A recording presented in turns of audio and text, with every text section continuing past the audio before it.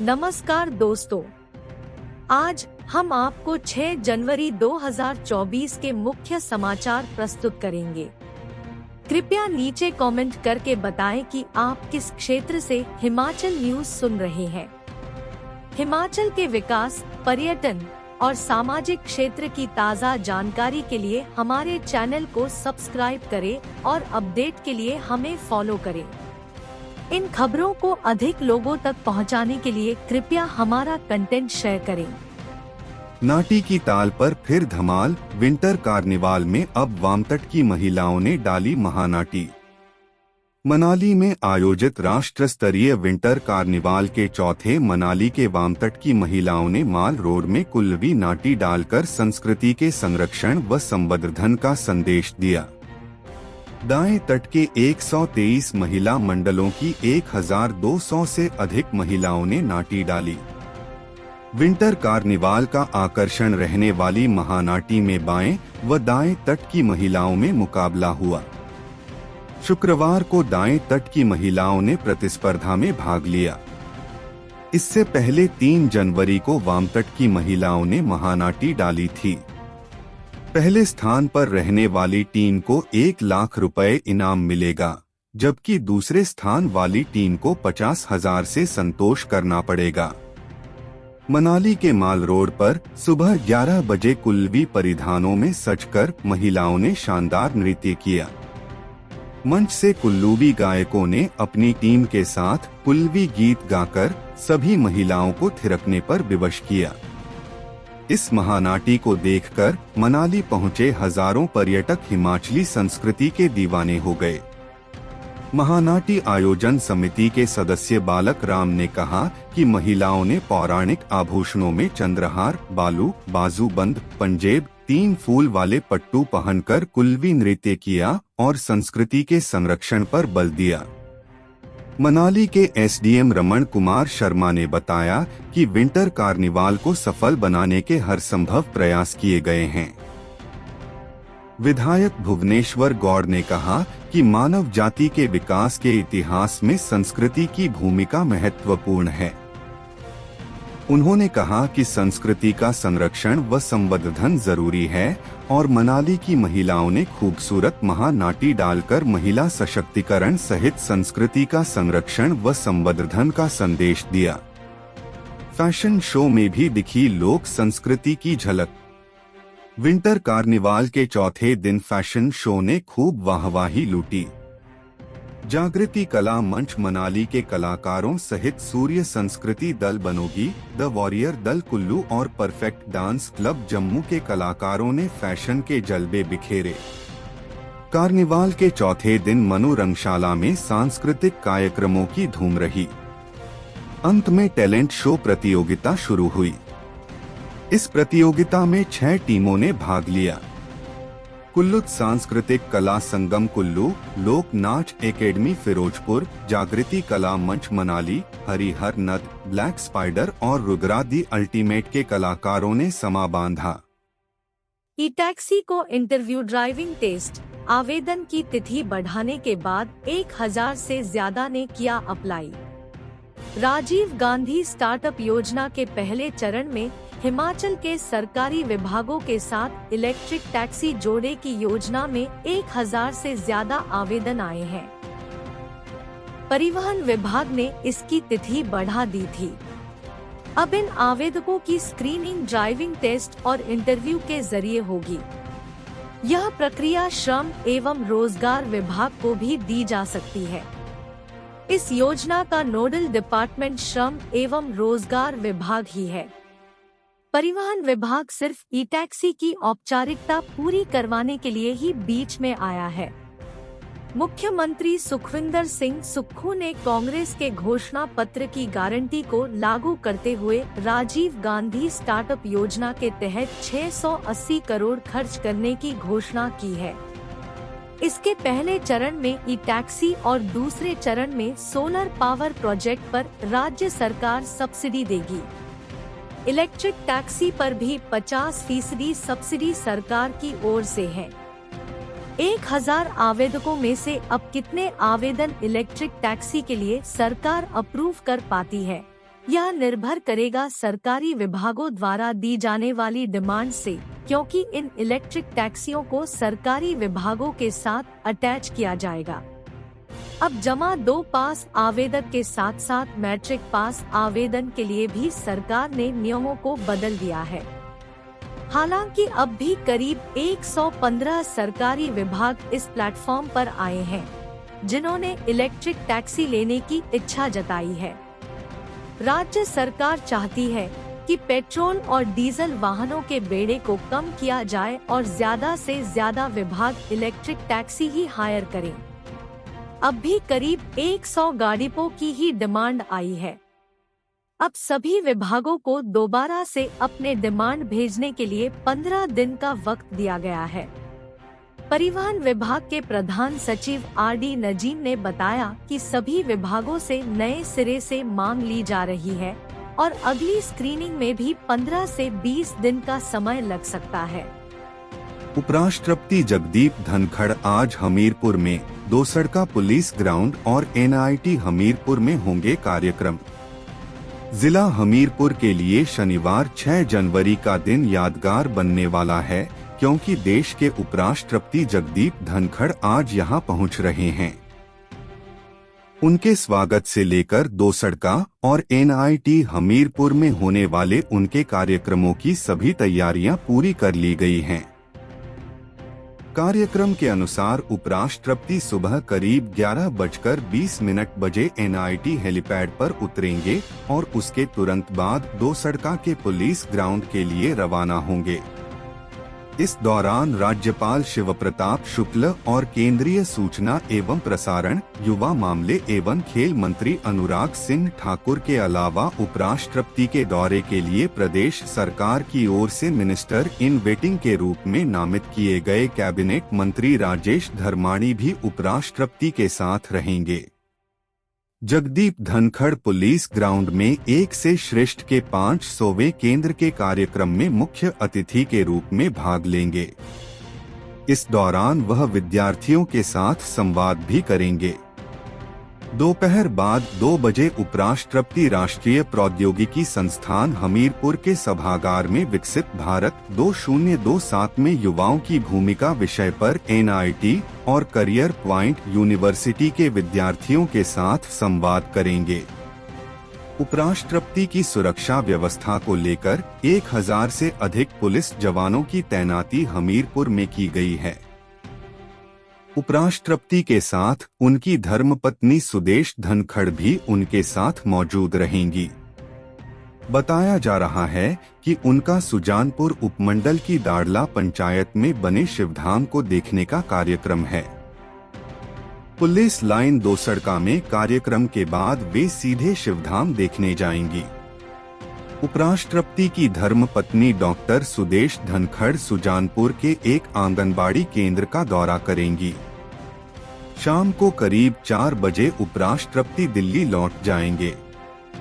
गौरतलब है कि हमीरपुर में वर्ष 2009 में देश के राष्ट्रपति रहे डॉ. APJ अब्दुल कलाम भी आ चुके हैं। उस वक्त वह यहां राष्ट्रीय प्रौद्योगिकी संस्थान के दीक्षांत समारोह में उपस्थित हुए थे। DC बोले सभी प्रबंध पूरे। उपायुक्त हेमराज बैरवा ने बताया कि उपराष्ट्रपति के दौरे के मद्देनजर हमीरपुर में सभी आवश्यक प्रबंध किए गए हैं। उधर SP डॉक्टर आकृति शर्मा ने बताया कि उपराष्ट्रपति के दौरे के दौरान हमीरपुर शहर, NIT और इसके आसपास के क्षेत्र में कड़ी सुरक्षा व्यवस्था रहेगी। छात्र पूछेंगे 2 सवाल। उपराष्ट्रपति के छात्रों से संवाद कार्यक्रम के तहत भोरंज की करियर पॉइंट यूनिवर्सिटी से 20 छात्र छात्राएं कार्यक्रम में शामिल होंगे। इसके अलावा यूनिवर्सिटी के VC प्रो संजीव शर्मा और 5 अन्य अधिकारी भी मौजूद रहेंगे। CPU के छात्र उपराष्ट्रपति से 2 सवाल पूछेंगे, जिनमें मानवीय मूल्यों और न्यू एजुकेशन पॉलिसी को लेकर बात होगी। भाजपा का मिशन 4 से 0 से जीत। नड्डा ने कोर ग्रुप की बैठक में 3 महीने के लिए तय की कार्य योजना। अपने शिमला दौरे के दौरान भाजपा के राष्ट्रीय अध्यक्ष JP नड्डा ने हिमाचल भाजपा कोर ग्रुप की बैठक भी ली। पीटरहॉफ शिमला में हुई इस बैठक में राष्ट्रीय अध्यक्ष ने आगामी लोकसभा चुनाव में 4 से 0 का लक्ष्य तय कर कार्य योजना पार्टी को दी है। अगले 3 महीने के कार्यक्रम और कार्य योजना भी फाइनल हो गई है। बीजेपी हिमाचल की 4 सीटों के लिए संभावित उम्मीदवारों की लिस्ट एडवांस में बनाएगी और उस पर सर्वे भी होगा। कोर ग्रुप की इस बैठक में कुल 21 में से 3 सदस्य केंद्रीय मंत्री अनुराग ठाकुर, पूर्व मुख्यमंत्री प्रेम कुमार धूमल और शांता कुमार नहीं आ पाए। बैठक में भाजपा प्रदेश अध्यक्ष डा राजीव बिंदल, नेता प्रतिपक्ष जयराम ठाकुर, राष्ट्रीय उपाध्यक्ष सौदान सिंह, प्रभारी अविनाश राय खन्ना, सह प्रभारी संजय टंडन, सांसद सुरेश कश्यप, संगठन महामंत्री सिद्धार्थन, महामंत्री सिकंदर कुमार, बिहारी लाल शर्मा, त्रिलोक कपूर, सतपाल सत्ती, विपिन परमार, रणधीर शर्मा, राकेश जम्वाल, त्रिलोक जम्वाल, राजीव सहजल और हर्ष महाजन उपस्थित रहे। भाजपा प्रदेशाध्यक्ष डा राजीव बिंदल ने बताया कि इस बैठक में भाजपा की आगामी रणनीति के बारे में विस्तृत चर्चा हुई। चिट्टा तस्करी में एक युवती गिरफ्तार, फागू में नशे के मामले में 5 और आरोपी अरेस्ट, नवंबर में पकड़ा था चिट्टा। शिमला के ठियोग में चिट्टा तस्करी के मामले में पुलिस ने 21 वर्षीय युवती को गिरफ्तार किया है। पुलिस की जांच में खुलासा हुआ है कि चिट्टा तस्करी के इस रैकेट में 21 वर्षीय युवती भी शामिल थी। पुलिस की जांच में चिट्टा माफिया से जुड़े कई अहम खुलासे हुए हैं। चिट्टा तस्करी के मामले में युवकों के अलावा अब युवतियां भी पीछे नहीं हैं। पुलिस ने शिमला के फागू में बीते दिनों नवंबर में चिट्टे के साथ पकड़े गए कार सवार 3 युवकों की बैकवर्ड लिंकेज के आधार पर 5 और आरोपियों को गिरफ्तार किया है। बताया जा रहा है कि ये सभी आरोपी ठियोग उपमंडल में ड्रग पैडलर थे। पुलिस टीम ने कार सवार युवकों के बैकवर्ड लिंकेज और वित्तीय जांच के आधार पर एक युवती सहित 5 आरोपियों की गिरफ्तारी की है। पुलिस की कार्रवाई से चिट्टा माफिया में हड़कंप मच गया है। शिमला के फागू में पुलिस ने 22 नवंबर 2023 को हरियाणा नंबर की एक कार से 180 ग्राम चिट्टे के साथ 3 आरोपियों जिसमें विजय निवासी महेशनगर अंबाला हरियाणा, सुमित निवासी महेशनगर अंबाला और राजेश निवासी गांव डकोला जिला अंबाला हरियाणा को गिरफ्तार किया था। कार सवार 3 आरोपियों में से विजय मेन सप्लायर था। पुलिस ने आरोपियों के बैकवर्ड लिंकेज के आधार पर कार्रवाई करते हुए ठियोग एरिया में 5 और ड्रग पैडलर पकड़े हैं। इनमें एक 21 वर्षीय युवती को भी पुलिस ने गिरफ्तार किया है। पुलिस ने अब तक चिट्टे के इस मामले में 8 आरोपियों को गिरफ्तार किया है। पुलिस ने आरोपियों से 1 लाख रुपए की राशि बरामद की है। 3 आरोपियों के बैकवर्ड लिंकेज पर कार्रवाई करते हुए पुलिस ने दयानंद शर्मा उर्फ सोनू भाई, तरुण शर्मा निवासी उर्फ तनु भाई, संजय और विकेश कुमार सभी निवासी ठियोग जिला शिमला के रूप में हुई है। इसके अलावा पुलिस ने एक युवती को भी गिरफ्तार किया है, जिसकी पहचान नीलम उर्फ शिवांगी निवासी बादली तहसील ठियोग जिला शिमला के रूप में हुई है। उधर डीएसपी ठियोग सिद्धार्थ शर्मा का कहना है कि पुलिस की जांच में खुलासा हुआ है कि 5 आरोपी पिछले लंबे समय से ठियोग एरिया में ड्रग पेडलर का काम कर रहे थे। डीएसपी ने बताया कि पुलिस ने चिट्टे के इस मामले में अब तक 8 आरोपियों को गिरफ्तार कर लिया है। छात्रा से छेड़छाड़ पर डॉक्टर को 2 महीने कैद, 1000 जुर्माना, पीड़िता की शिकायत पर अदालत का फैसला। कांगड़ा की एक अदालत ने शुक्रवार को doctor Rajendra Prasad medical college Tanda के एक डॉक्टर को छात्रा से छेड़छाड़ के मामले में सजा सुनाई है। कांगड़ा सब जज प्रथम द्वितीय की अदालत में जज शुभांगी जोशी ने आरोपी डॉक्टर को एक प्रशिक्षु बीएससी की छात्रा से छेड़छाड़ के मामले में दोषी मानते हुए सजा व जुर्माना किया है। मामला 2008 का है, जो कांगड़ा थाना में धारा 354 व 342 के तहत दर्ज हुआ था। एक प्रशिक्षु बीएससी छात्रा ने आरोप लगाया था कि doctor Rajendra Prasad medical college Tanda में काम कर रहे एक डॉक्टर ने कमरा बंद कर उसके साथ छेड़छाड़ की है। सरकार की ओर से पैरवी कर रही सरकारी वकील रितिका पत्रवाल ने बताया कि साक्ष्यों भाग 11 गवाहों के आधार पर शुक्रवार को जज शुभांगी जोशी की अदालत ने आरोपी को दोषी मानते हुए धारा 354 के तहत 1 साल 2 महीने 342 की धारा के तहत 2 माह व 1000 रुपए जुर्माना की सजा सुनाई है। सभी सजा साथ साथ चलेंगी। प्रदेश में बारिश बर्फबारी न होने से सेब पर सूखे की मार, बागबानों की बढ़ी दिक्कतें, बागीचों से नमी गायब, सीजन पर संकट। प्रदेश में बारिश न होने से सेब की फसल पर सूखे की मार पड़ रही है। बारिश न होने से जहां भूमि में नमी खत्म हो रही है, वहीं सेब के पौधों में चिलिंग प्रक्रिया भी शुरू नहीं हो पा रही है। ऐसे में बागबानों को परेशानियों का सामना करना पड़ रहा है।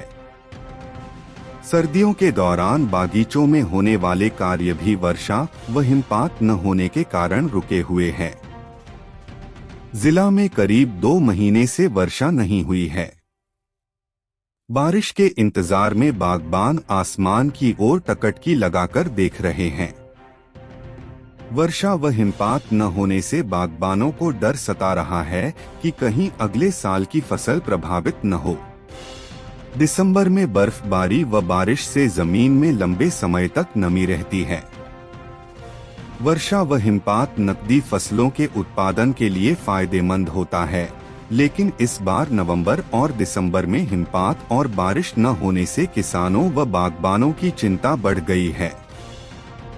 जमीन में नमी नहीं होने से बागबान सेब के पौधों के तौलिए बनाने का कार्य नहीं कर पा रहे हैं और न ही नए पौधे रोप सकते हैं। सूखे जैसी स्थिति के कारण अगले सीजन में होने वाली फसलों पर भी संकट खड़ा हो गया है। प्रमोद ठाकुर, रमन चौहान, निशांत वर्मा, दीपक वर्मा और सुमन रावत ने कहा कि लंबे समय से वर्षा न होने के कारण सूखे जैसी स्थिति हो गई है। उद्यान विभाग के अधिकारियों का कहना है कि इन दिनों हिमपात व वर्षा होने से जमीन में नमी लंबे समय तक बनी रहती है। आगामी सेब की फसल के लिए चिनलिग आवर्स पूरे होने की संभावना ज्यादा रहती है। शिमला सहित जिला के अन्य क्षेत्रों में सुबह और शाम के समय तापमान 7 डिग्री सेल्सियस से नीचे आ गया है, लेकिन दिन के समय तापमान अभी 15 से 16 डिग्री सेल्सियस के बीच है। यही कारण है कि सेब व अन्य फलों के पौधों में चिलिंग प्रक्रिया शुरू नहीं हो पाई है। अगर आने वाले दिनों में वर्षा व बर्फबारी होती है तो तापमान में गिरावट आ सकती है। चिलिंग प्रक्रिया शुरू न होने से परेशानी। बागबानी विशेषज्ञ डा एसपी भारद्वाज का कहना है कि चिलिंग प्रक्रिया शुरू होने के बाद ही पौधा सुप्तावस्था यानी डोरमेसी में जाता है। पौधे और फल के उचित विकास के लिए पौधे का सुप्तावस्था में जाना जरूरी है। सेब की रायल किस्म के लिए 800 से 1000 चिलिंग आवर की जरूरत होती है। अर्ली वैरायटी के पौधों के लिए 600 से 800 चिलिंग आवर होना जरूरी है। इसके अलावा स्टोन रूट के लिए इससे भी कम चिलिंग आवर की आवश्यकता होती है। चेरी के लिए 500 चिलिंग आवर, आड़ू के लिए 300 से 400 और खुमानी व प्लम के लिए इससे भी कम चिलिंग आवर की आवश्यकता होती है। 3 दिन बारिश बर्फबारी के आसार। शिमला। हिमाचल प्रदेश में बिगडेल मौसम ने लोगों की दिक्कतें बढ़ा दी है। बारिश न होने से किसानों बागबानों की फसलें भी तबाही के कगार पर पहुंच गई है। मौसम विभाग ने हिमाचल प्रदेश के कई भागों में 3 दिन बर्फबारी की आशंका जताई है। मौसम विज्ञान केंद्र शिमला के अनुसार एक ताजा पश्चिमी विक्षोभ के 8 जनवरी की रात से सक्रिय होने की संभावना है। इसके प्रभाव से राज्य के कई भागों में 9 और 10 जनवरी तक बर्फबारी का पूर्वानुमान है। 11 जनवरी से मौसम साफ रहने के आसार हैं। चांसलर को धमकाने वाले गिरफ्तार। अर्नी यूनिवर्सिटी के कुलपति मामले में नामजद आरोपियों में से 3 दबोचे। अर्नी यूनिवर्सिटी के चांसलर विवेक सिंह पर हुए जानलेवा हमले के मामले में पुलिस ने नामजद आरोपियों में से 3 को गिरफ्तार किया है। शुक्रवार को तीनों आरोपियों को न्यायालय में पेश किया गया, जहां से अदालत ने उन्हें 3 दिन के पुलिस रिमांड पर भेजा है।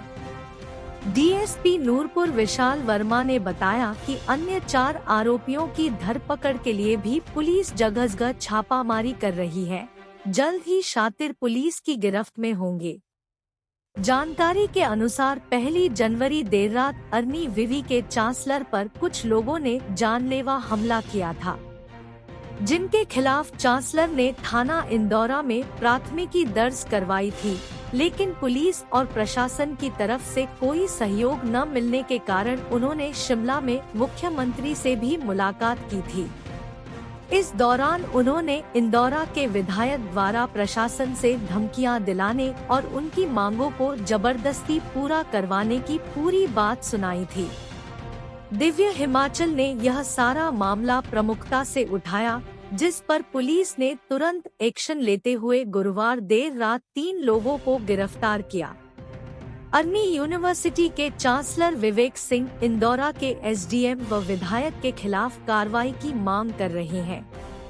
इसके लिए उन्होंने एक शिकायत पत्र भी इन दोनों के खिलाफ उच्च प्रशासन को भेजा है। वीडियो वायरल, फिर भी कार्रवाई नहीं। अब प्रश्न यह उठता है कि अगर इंदौरा के एसडीएम का एक धमकी भरा ऑडियो वायरल हुआ है, तो अभी तक प्रदेश सरकार द्वारा क्यों कार्रवाई अमल में नहीं लाई जा रही है? कहीं अभी भी इस मामले में अंदर खाते बड़ी मछलियों को बचाने का ताना बाना तो नहीं बुना जा रहा? अगर वास्तव में ऐसा नहीं है, तो अभी तक एसडीएम के खिलाफ अमल में लानी चाहिए थी। उपायुक्त से मांगी पुलिस प्रोटेक्शन। अर्नी यूनिवर्सिटी के चांसलर ने पत्र लिख जान को खतरा बताया। अर्नी विश्वविद्यालय के चांसलर विवेक सिंह ने अपनी जान को खतरा बताते हुए उपायुक्त कांगड़ा को पत्र लिखकर पुलिस सुरक्षा मुहैया करवाने की मांग की है। उनका कहना है कि पूर्व से ही मिल रही धमकियों के चलते उक्त संदर्भ में प्रशासन को अवगत करवाया था, लेकिन अभी तक उन्हें किसी तरह की सुरक्षा मुहैया नहीं करवाई गई है। 1 जनवरी को उन पर हुए हमले के बाद भी गंभीरता नहीं दिखाई जा रही है, जिसके चलते उन्होंने उपायुक्त कांगड़ा को पत्र लिखकर मामले की गंभीरता को देखते हुए पुलिस सुरक्षा मुहैया करवाने की गुहार लगाई है। उन्होंने बताया कि इस मामले में राजनीतिक शह के चलते गुंडा तत्वों के हौसले दिनोंदिन बढ़ रहे हैं। नतीजतन उन्हें आए दिन जान से मारने की धमकियां मिल रही है, जबकि पुलिस प्रशासन राजनीतिक रसूख के आगे पंगु बनकर कार्रवाई करने से हिचकिचा रहा है। पुलिस की कार्रवाई से असंतुष्ट अर्नी के चांसलर काफी सहमे हुए हैं और उन्हें अब अपनी जान का भी खतरा बना हुआ है। लिहाजा उन्होंने जिला प्रशासन से सुरक्षा की मांग की है। अब देखने वाली बात यह है कि इस हाई प्रोफाइल मामले में जिला प्रशासन उनकी मांग पर कब तक गौर करता है। गौरतलब है कि अर्नी विवि के चांसलर विवेक सिंह पर 1 जनवरी को देर शाम जानलेवा हमला हुआ था। उधर उपायुक्त कांगड़ा ने मामले की निष्पक्ष जांच का जिम्मा एडीसी कांगड़ा को सौंपा है। इस मामले में एडीसी कांगड़ा ने भी मामले से जुड़े सभी पहलुओं को खंगालना शुरू कर दिया है। 19 जरूरी दवाइयों की खुदरा कीमत तय, राष्ट्रीय औषधि मूल्य निर्धारण प्राधिकरण ने जारी की अधिसूचना। National pharmaceuticals pricing authority (NPPA) ने 19 आवश्यक दवाइयों की खुदरा कीमत तय कर दी है। इनमें कैंसर, हाइपरटेंशन, इन्फेक्शन, दर्द और बुखार के उपचार की दवाओं सहित अन्य दवाएं शामिल है। राष्ट्रीय औषधि मूल्य निर्धारण प्राधिकरण ने इस संबंध में अधिसूचना जारी कर दी है। दवा नियामक ने कीमतों में यह संशोधन औषधि कीमत नियंत्रण आदेश 2013 के तहत किया है। अधिसूचना के मुताबिक कंपनियों को इन दवाइयों पर सिर्फ GST जोड़े की मंजूरी होगी। NPPA द्वारा उपनिदेशक महावीर सैनी के हवाले से जारी अधिसूचना में 19 अनुसूचित दवाओं की कीमतों में संशोधन किया है। बता दें कि NPPA औषधि आदेश DPCO 2013 के तहत अनुसूची 1 में शामिल आवश्यक दवाओं का अधिकतम मूल्य तय करता है। ब्रेस्ट और पेट कैंसर के इलाज में इस्तेमाल होने वाली दवा भी इस लिस्ट में शामिल है। इस दवा को हेट्रो व मैनकाइंड फार्मा बनाती है। इस दवा की अब नई कीमत 15,817.49 प्रति वायल तय की गई है। इसके अलावा बिसोप्रोलोल यूमरेट और एलोडिपाइन टैबलेट की कीमतों को भी घटा दिया है। गार्नियर बायोटेक और जायडस हेल्थकेयर इस दवा को बनाती है। इसके हर एक टैबलेट की कीमत 6.74 रुपए तय की गई है। इसके अलावा हाइपरटेंशन की दवा की कीमत को घटाकर 10 रुपए कर दिया है। इस दवा को pure and care health care और सिप्ला कंपनी बनाती है। थियोन फार्मा और JB केमिकल की एमोक्सिसिलिन और पोटेशियम क्लैवुलैनेट टैबलेट के लिए भी अधिकतम कीमत 40.03 रुपए प्रति टैबलेट तय किया है। एक तरह की एंटीबायोटिक दवा है जिसका इस्तेमाल कई तरह के बैक्टीरियल इन्फेक्शन के इलाज में किया जाता है। NPPA की अधिसूचना में कहा गया है कि अगर इन दवाइयों को तय खुदरा दाम से ज्यादा दाम पर बेचा जाता है तो कार्रवाई की जाएगी। DGPSP केस में हाई कोर्ट का फैसला सुरक्षित, दोनों अफसरों ने तबादले के आदेशों को वापस लेने को किया है आवेदन। DGP संजय कुंडू और SP कामरा शालिनी अग्निहोत्री का तबादला करने से जुड़े आदेशों को वापस लेने से जुड़े आवेदनों पर प्रदेश हाई कोर्ट ने अपना फैसला सुरक्षित रख लिया। दिन भर चली सुनवाई के पश्चात मुख्य न्यायाधीश MS रामचंद्र राव और न्यायाधीश ज्योत्सना रिवाल दुआ की खंडपीठ ने सभी पक्षकारों की ओर से दी गई दलीलों को सुनने के पश्चात अपना फैसला सुरक्षित रख लिया। पालमपुर के कारोबारी निशांत कुमार शर्मा की सुरक्षा और मामले की स्वतंत्र जांच को लेकर इस मामले पर हाई कोर्ट में सुनवाई हो रही है। कोर्ट ने अंतरिम आदेश जारी कर कारोबारी को उचित सुरक्षा मुहैया करवाने के आदेश पहले ही जारी कर रखे हैं। इस मामले में निशांत शर्मा ने कोर्ट से SP कामरा शालिनी अग्निहोत्री को निलंबित करने की मांग की। प्रार्थी निशांत शर्मा ने SP कामरा पर अपने कर्तव्यों के निर्वहन में कोताही का आरोप लगाया। DGP की ओर से कोर्ट को बताया गया कि उनका निशांत से संपर्क करने का इरादा केवल इतना था कि वह दोनों पक्षकारों के बीच मध्यस्थता कर मामले को सुलझाना चाहते थे। उनकी ओर से कोर्ट को बताया गया कि वे 3 माह के भीतर रिटायर होने वाले हैं, इसलिए बेकसूर होने के नाते चाहते हैं कि वे पुलिस महकमे से सम्मानजनक सेवानिवृत्ति लें। उल्लेखनीय है कि सुप्रीम कोर्ट से अंतरिम राहत पाने के बाद कुंडू ने एक आवेदन कर उन्हें किसी अन्य पद पर ट्रांसफर करने के हाई कोर्ट के फैसले को वापस लेने की गुहार लगाई है। SP कामरा शालिनी अग्निहोत्री ने भी अपने खिलाफ दिए आदेशों को वापस लेने की मांग से जुड़ा आवेदन दायर किया है। हाई कोर्ट ने गत 26 दिसंबर को DGP संजय कुंडू और SP कामरा शालिनी अग्निहोत्री को अपने वर्तमान पदों से हटाने के आदेश दिए थे। कोर्ट ने गृह सचिव को इस बाबत शीघ्र ही जरूरी कदम उठाने के आदेश दिए। इसके पश्चात कुंडू ने सुप्रीम कोर्ट से अंतरिम राहत पाते हुए अपने तबादले पर स्थगन आदेश प्राप्त किया। सीयू को धरने पर बैठेगा 1000 परिवार, धर्मशाला में कैंपस को 90 की उम्र में प्रदर्शन करने को मजबूर होंगे शांता कुमार। धर्मशाला में अब केंद्रीय विश्वविद्यालय के धर्मशाला कैंपस की लड़ाई ने उग्र रूप ले लिया है। धर्मशाला के लोग अपने हक की लड़ाई लड़े को तैयार बैठे हैं। जल्द ही धर्मशाला में सीयू के कैंपस के निर्माण को लेकर धर्मशाला की आम जनता का 1000 परिवार का एक सदस्य धरने पर बैठने के लिए तैयार है। इसके लिए प्रबुद्ध नागरिकों की ओर से परिवारों को धरने से जोड़ने की प्रक्रिया चल रही है और जल्द ही धरना प्रदर्शन शुरू हो जाएगा। यह बात शुक्रवार को धर्मशाला में समाज सेवी अतुल भारद्वाज ने कही। उन्होंने कहा कि धर्मशाला के प्रबुद्ध नागरिकों का प्रतिनिधि मंडल एक बार फिर से पूर्व केंद्रीय मंत्री व पूर्व मुख्यमंत्री शांता कुमार से उनके निवास स्थान पर मिला है। जनता के मिलने का उद्देश्य शांता कुमार का सक्रिय सहयोग केंद्रीय विश्वविद्यालय धर्मशाला परिसर के निर्माण हेतु चल रहे आंदोलन में धरने पर बैठने का था। अतुल भारद्वाज ने कहा कि पूर्व केंद्रीय मंत्री शांता कुमार ने कहा कि अब वह 90 की उम्र में सीयू कैंपस के निर्माण को लेकर धरना प्रदर्शन पर बैठने को मजबूर हो जाएंगे।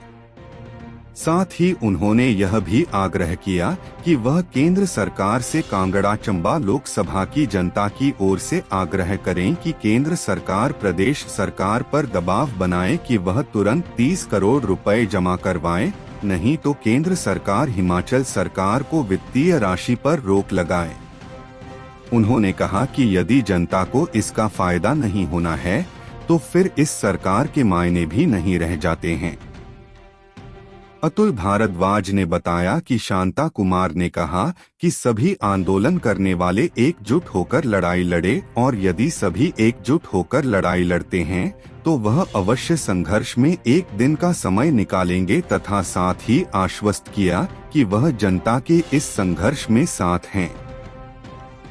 अतुल भारद्वाज ने बताया कि जनता की ओर से चल रहे आंदोलन को चरणबद्ध तरीके से किया जा रहा है। कांगड़ा चंबा लोकसभा के नेताओं व समाज सेवी से निरंतर संपर्क किया जा रहा है। वहीं केंद्रीय विश्वविद्यालय के धर्मशाला कैंपस के लिए चल रहे आंदोलन में पूर्व मंत्री मेजर विजय सिंह मनकोटिया ने भी इस मुद्दे पर आमरण अनशन करने का ऐलान कर दिया है। श्री मनकोटिया ने कहा कि अगर प्रदेश सरकार इस पर जल्द कोई फैसला नहीं लेती है तो वह आमरण अनशन पर बैठ जाएंगे। कृषि विश्वविद्यालय की जमीन पर संकट, दूसरे विभागों को दी जा रही यूनिवर्सिटी की 3267 कनाल भूमि। हिमाचल प्रदेश केंद्रीय विश्वविद्यालय के बाद अब कृषि विश्वविद्यालय पालमपुर के अस्तित्व पर भी संकट के बादल मंडराने लगे हैं। लैंड ग्रांट पैटर्न के तहत 1978 में अस्तित्व में आए पालमपुर स्थित चौधरी सरवन कुमार कृषि विश्वविद्यालय की भूमि को अब तक आधा दर्जन संस्थानों को बांटा जा चुका है। कुछ को भूमि दे दी गई है और कुछ को देने की तैयारी चल रही है। ऐसे में north western Himalayan region central agriculture university बनाने का सपना भी कभी पूरा नहीं हो पाएगा। इसके लिए भी कम से कम 5000 हेक्टेयर भूमि की आवश्यकता रहती है। हिमाचल प्रदेश से वर्ष 2018 से 19 में सेंट्रल एग्रीकल्चर यूनिवर्सिटी बनाने का केंद्र सरकार को प्रस्तावित कंसेप्ट नोट भेजा जा चुका है। इसमें हिमाचल के साथ उत्तराखंड कृषि विवि और JNK कृषि विवि का भी दावा है। एग्रीकल्चर साइंटिस्ट फोरम ने भी इस प्रस्ताव को विभिन्न माध्यमों से केंद्र सरकार को भेजा है, जिससे हिमाचल कृषि विवि को रिसर्च विश्वविद्यालय के रूप में देश के अग्रणी विवि में लाया जा सके। लेकिन जिस तरह से सियासी हितों को साधने के लिए कृषि विवि पालमपुर के भूभाग को समाप्त किया जा रहा है, उससे इसके मूल भविष्य पर भी संकट गहरा सकता है। कृषि विवि से अब तक दी गई भूमि के हालात को देखें तो डिग्री कॉलेज बनाने को 123 कनाल भूमि दी जा चुकी है। इसी तरह साइंस म्यूजियम बनाने को 50 कनाल भूमि, IGFRI यानी Indian grass land forest research institute को 111 कनाल भूमि व विद्युत बोर्ड को 2 कनाल भूमि दी गई है, जबकि हेलीपोर्ट बनाने को 83 कनाल भूमि दी जा रही है और अब टूरिज्म विलेज बनाने को भी करीब 2900 कनाल भूमि देना प्रस्तावित की गई है। ऐसे में विवि के पास 5000 में से करीब 280 हेक्टेयर भूमि ही रह जाएगी। प्रदेश के विश्वविद्यालयों के प्रति सरकार के ऐसे रवैये से खफा शिक्षाविद और बुद्धिजीवी कह रहे हैं कि प्रदेश में विजनरी लोगों से ऐसे मामलों में कोई चर्चा नहीं करता है। इसका खामियाजा भविष्य की पीढ़ियों को भुगतना पड़ेगा। एम्बुलेंस सेवाओं में करे सुधार, स्वास्थ्य मंत्री के निर्देश, सुविधाओं की कमी पर होगी कार्रवाई। स्वास्थ्य मंत्री कर्नल धनीराम शांडिल ने एम्बुलेंस सेवा प्रदाता कंपनी को तय नियमों का सख्ती से पालन करने के आदेश दिए हैं। उन्होंने कहा कि एम्बुलेंस में जीवन रक्षक उपकरणों का प्रबंध आवश्यक है। एम्बुलेंस में ऑक्सीजन सिलेंडर की जांच स्वास्थ्य विभाग आगामी दिनों में करेगा। यदि सिलेंडर खाली मिलते हैं तो सेवा प्रदाता कंपनी को इसके लिए दोषी माना जाएगा। उन्होंने कहा कि स्वास्थ्य विभाग इस दिशा में कड़ी कार्रवाई करेगा। स्वास्थ्य मंत्री शुक्रवार को 102 और 108 एम्बुलेंस सेवाओं के संचालन और रखरखाव पर आयोजित बैठक की अध्यक्षता कर रहे थे। उन्होंने कहा कि स्वास्थ्य विभाग एम्बुलेंस सेवा प्रदाता कंपनी की गुणवत्ता जांच करेगा। गुणवत्ता में खामी पाई जाती है तो कंपनी पर बड़ी कार्रवाई होगी। स्वास्थ्य मंत्री कर्नल धनीराम शांडिल ने साफ कर दिया है कि एम्बुलेंस सेवा में कोताही को किसी भी रूप में बर्दाश्त नहीं किया जाएगा। उन्होंने एम्बुलेंस सेवा प्रदाता को अपनी सेवाओं में सुधार करने के निर्देश दिए। उन्होंने कहा कि जनता से शिकायतें मिली हैं कि कंपनी मापदंडों के अनुसार एम्बुलेंस नहीं चला रही है।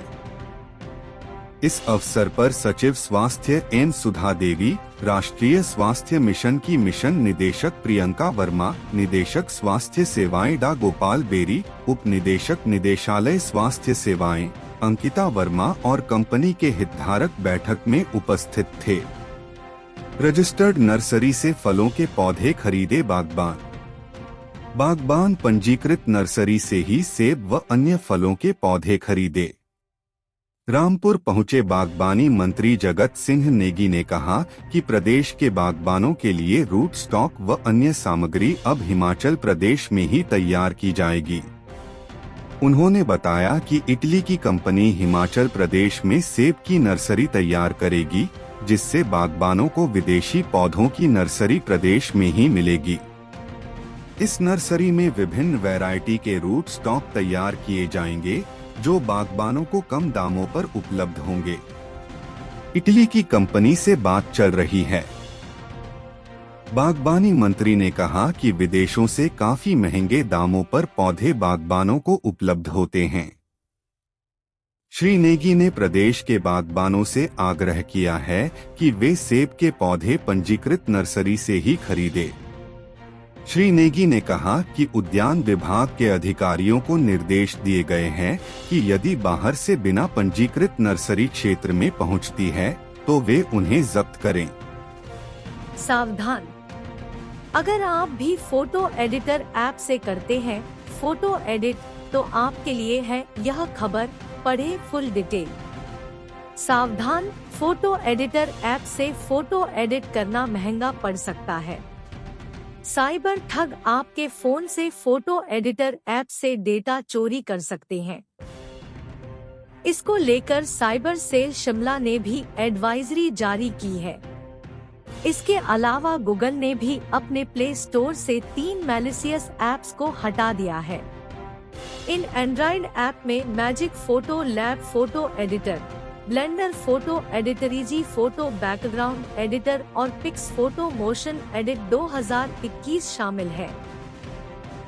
बताया जा रहा है कि ये ऐप यूजर्स की पर्सनल जानकारी और पैसे की चोरी कर रहे थे।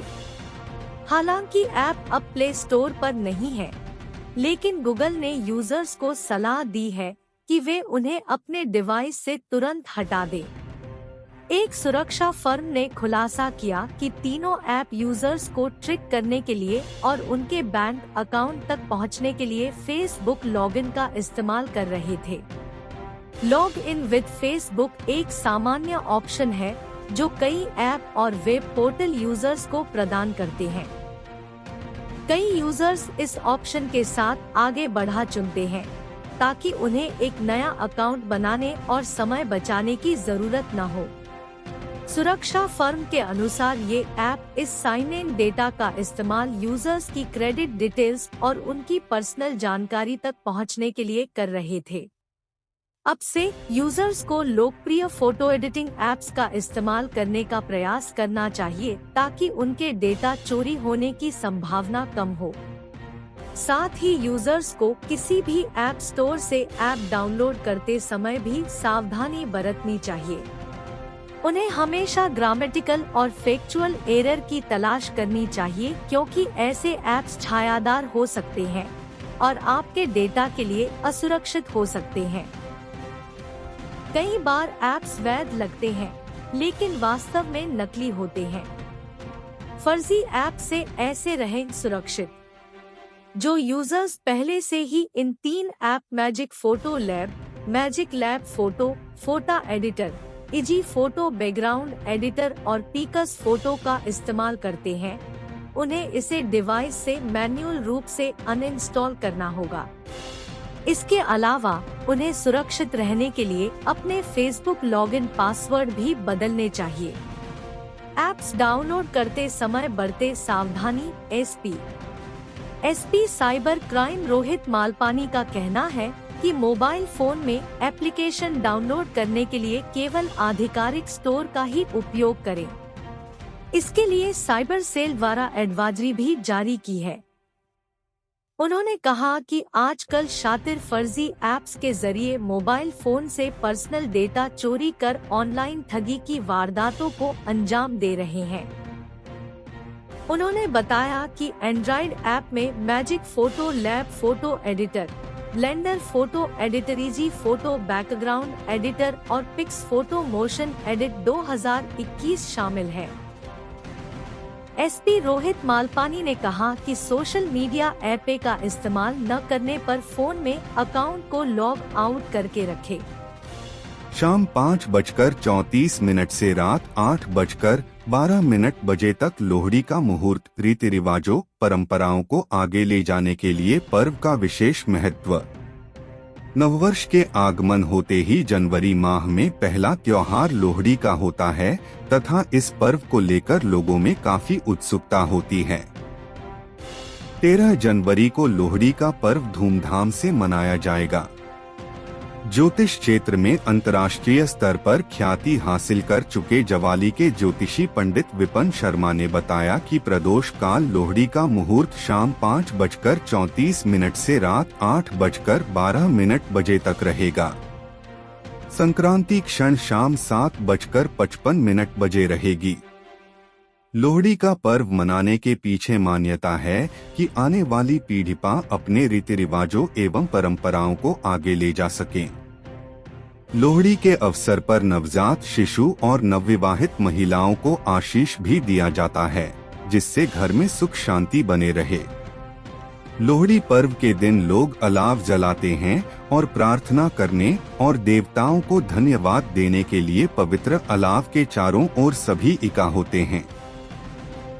इसके बाद लोग लोहड़ी के गीत गाते हुए पवित्र अलाव में मूंगफली, गच्चक, रेबदीपा, पॉपकॉर्न और अन्य प्रसाद फेंकते हैं।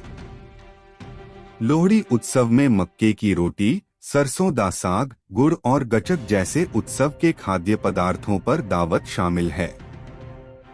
लोग अलाव के चारों ओर सांस्कृतिक गीत गाते हुए नृत्य भी करते हैं। इसके अलावा लोहड़ी के दिन दान करना शुभ माना जाता है। विशेष रूप से जरूरतमंद लोगों को भोजन, धन, कपड़े आदि का दान भी दिया जाता है। मकर संक्रांति में खिचड़ी खाने से नवग्रह की होती है कृपा। लोहड़ी पर्व के अगले दिन मकर संक्रांति का पर्व धूमधाम से मनाया जाता है तथा मकर संक्रांति पूरे भारत में धूमधाम से मनाई जाती है। 14 जनवरी को शाम 2:45 बजे संक्रांति शुरू होगी तथा 15 जनवरी को सुबह 9:07 बजे तक रहेगी। यह पर्व फसल और सूर्यशनि से जुड़ा है।